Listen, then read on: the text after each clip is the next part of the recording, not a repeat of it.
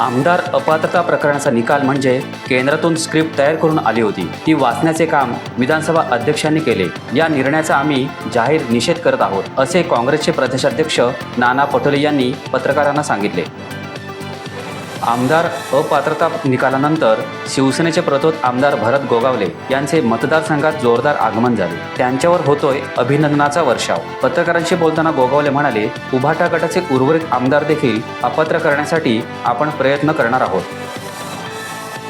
Kankavli ST डेपोमध्ये 2 तास प्रवासी आणि विद्यार्थी अडकून पडले होते. या घटनेची माहिती मिळताच युवा सेनेच्या पदाधिकाऱ्यांनी डेपोवर धडक मारून अधिकाऱ्यांना ताळ्यावर आणले. यावेळी उत्तम लोके, सचिन सावंत, गुरुनाथ पेडणेकर, चेतन गुरव यांनी अधिकाऱ्यांना जाब विचारला. युवा सेनेच्या दणक्यानंतर एसटी सेवा पूर्ववत सुरू झाली.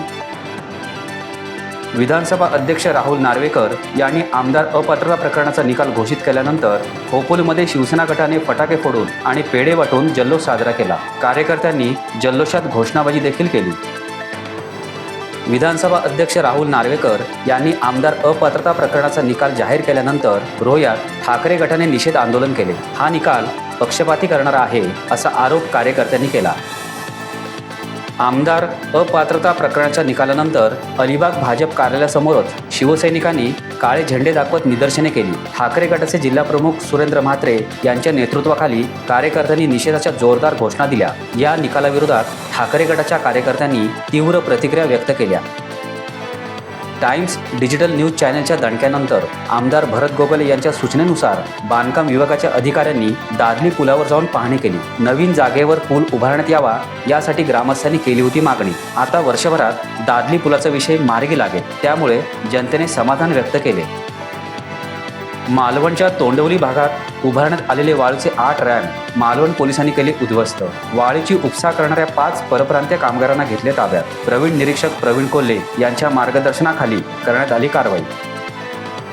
आज होणाऱ्या शिवडी न्हावाशेवा सागरी सेतूच्या उद्घाटन कार्यक्रमाकरता उरण आगाराने 100 एसटी बसेसची सज्जता ठेवली. या कार्यक्रमाला सर्वसामान्य लोकांनाही जाता यावे यासाठी उरण आगारातून 100 बसेस धावणार आहेत.